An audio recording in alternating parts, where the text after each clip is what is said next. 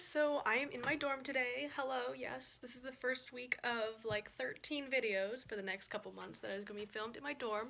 Next time I hope to have like an actual tripod and stuff so I can sit on my bed so it's not just like my closet and stuff.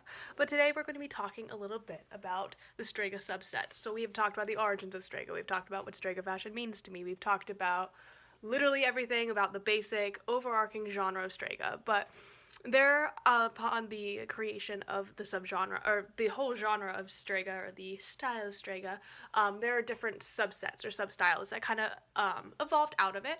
I'm not sure how many are actually applied, or how many are used, or how many, like, what tags are, but there are tons everywhere. And then, of course, you're able to create whatever kind of Strega that you want. The best place to find a big list of what all of this looks like is at stragalookbook.tumblr.com, which I'm an admin of, one of the beautiful, wonderful admins of that blog. And a lot of the substyles are kind of defined and stuff like that. So personally myself, I came up with two substyles. I don't really follow either of them anymore. It was just something I felt like I needed to do so I could like box myself in. But now that I don't need really, or I prefer not to have any labels, or prefer just kind of to do my own thing, I don't really use any of that anymore. Those two were Swamp Strega and Osteo Strega. Sorry, I have my computer here so I can like read my notes. And I ran across a video that someone was like, I'm sorry, Batty in the graveyard, but Swamp Strega is the ugliest thing of all. And I was like, oh, shit, okay, sorry. It was just really funny. So Swamp Strega and Osteo Strega are both kind of things that I personally kind of liked. Like Osteostrega has to do with bones and animals and like taxidermy, like taking the taxidermied aesthetic and like melding it more with like the Mori side, like the Mori girl side, with like creams and light gray and stuff like that, and bones, so bone witch kind of thing. And then Swamp Strega is really basic and like self-explanatory. Had to do with a lot of like swamp witchery and having to do with like Southern Gothic aesthetics, which I love Southern Gothic aesthetics, not necessarily like the South, like capital TH, or like the South, even though I like history and like the Civil War time history is really interesting to me.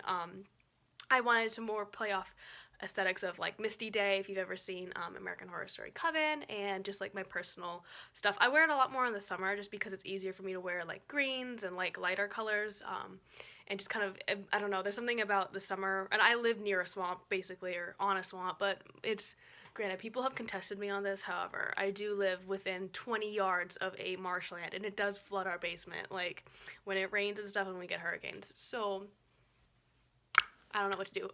But yeah, so I kind of created those two. If you really want to see, I will link everything down below per usual.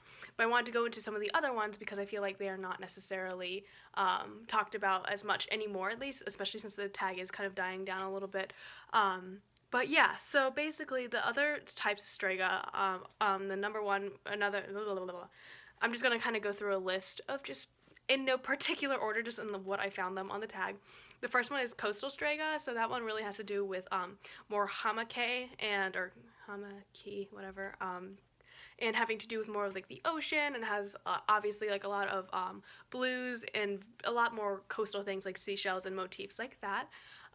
Urban Strega is something I've definitely seen a lot of. It's more the urban witch, the more kind of grungy punk kind of, for me, like what I've seen.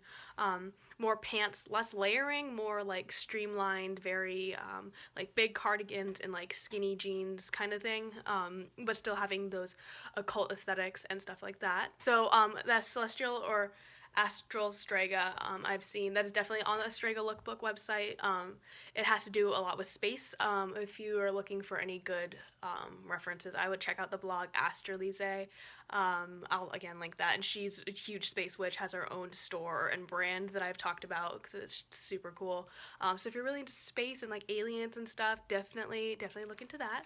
After that, I've definitely seen a lot of post-apocalyptic Stregas. I feel like that's just an overarching aesthetic within the whole style as a whole.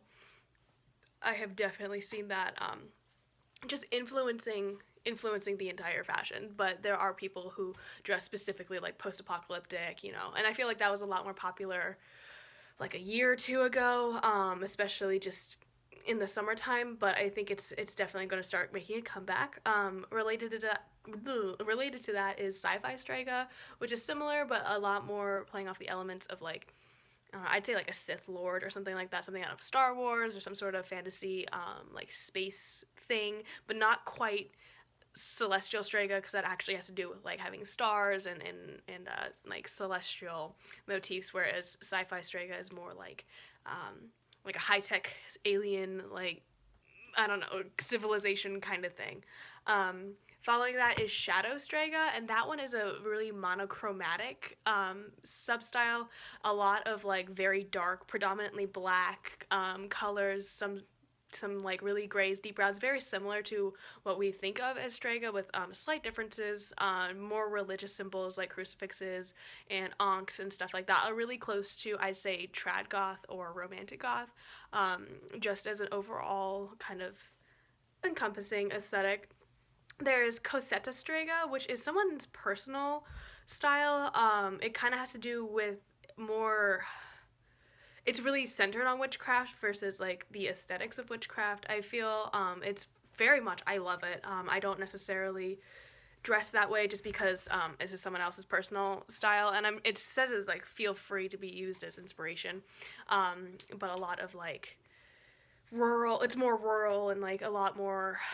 I don't know. It's very cool, and I hope to acquire that aesthetic and cultivate it. But it reminds me of like rural Europe in like the 1800s, kind of like not quite farmy, but like I don't know if that makes any sense. Like the witchy girl who lives in the woods, kind of in like the 1800s, who like wears a lot of like big chunky jewelry and is like kind of strange, but like we all know that she's like she like there's mystery about I don't know, it's very cool. You can definitely check it out on Strega Lookbook.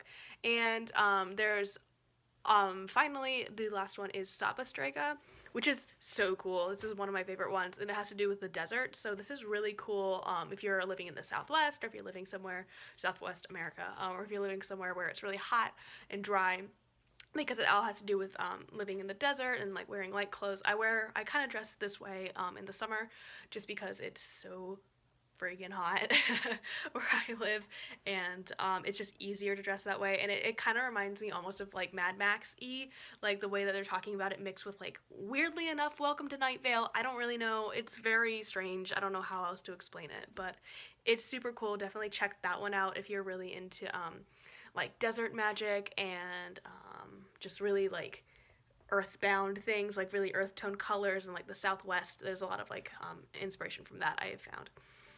Finally, overall, there are tons of different ways to dress Strega for each season. I've found that layering in the summer is way different than layering in the winter, so you'll often see people tagging things as summer Strega. That becomes more, for me, it becomes more the new goth kind of style at that point. More than like Strega, but again, there's no way to really define, like it's so amorphous and so nebulous, like what is Strega, because like anything could be, you literally could be anything. And then there's like winter Strega and like autumnal, like just like any sort of clothing style, there's definitely things you wear. I tend to wear a lot more light colors in the spring because part of my witchcraft, like my craft, is to celebrate the beginning and creation of life and all of that, and like the welcoming back the sun and stuff like that, because I believe all nature is divine, and also that the universe is strange. Only ways to customize things for that. Winter Strega is a lot more like Dark Mori in my opinion. There's a lot more layering, big chunky scarves. Right now I'm in the midst of winter, and it's cold, but it's not snowing, which is very unfortunate. Like I like when it's cold and snows, not when it's cold and sunny, because it's like, why did you betray me? But I digress. Feel free, anyone can make their own substyle. I'd like to see this kind of come back. I think it's interesting to kind of characterize your own aesthetics without being, overbearing with rules. This is just mainly suggestions for ways to dress if you want to dress a certain way, or follow a certain sort of aesthetic. I really am trying to get back into Swamp Strega, like in terms of like what I buy, because I randomly just stocked up on like all these black t-shirts, and suddenly that's all I wear. Anyways, I hope you guys are having a fab week. This is the last post in January, which is nuts to me. Like next month, we're going to be starting to talk about Dark Mori and going more into that because I think it's one of my favorite fashion styles like ever, and I really want to explore that a little bit more and kind of bring some of that to the forefront, in case you like people just are more interested in it. So expect Dark Mori stuff. We're finally moving away from the basics of Strega and getting into more interesting, intricate things. Okay, so I better stop filming before my roommates come home and find me talking to myself because I mean they're both film majors, but at the same time I'm filming on my iPhone because I forgot my camera charger because I'm an idiot. So yeah, they're at dinner right now, and I was supposed to film earlier today when it was like actually sunny, so my face wouldn't be blown out by this light, but here we are. I took a nap instead because I'm a trash queen. Anyways, I'm rambling on. I hope you all have a fabulous day, fabulous week. If you are just joining me now, watch the other 3 videos. They're really cool. You can also watch the rest of my channel because it's super fun. So, yeah, I'll see you guys later, and I love you. All right, bye.